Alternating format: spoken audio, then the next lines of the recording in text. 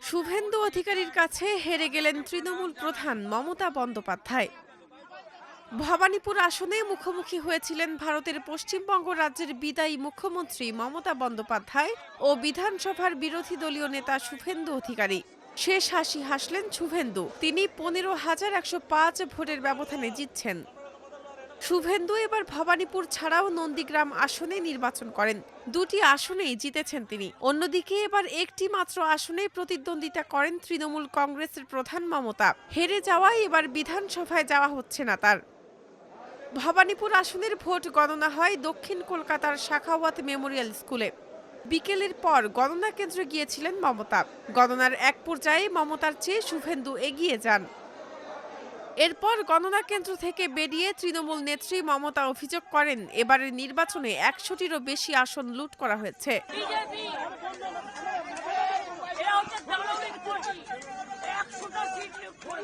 তিনি নির্বাচন কমিশনের ভূমিকা নিয়ে প্রশ্ন তুলে বলেন, সূর্যাস্ত পর্যন্ত অপেক্ষা করুন, গণনা অনেক বাকি, জয় আমাদেরই হবে।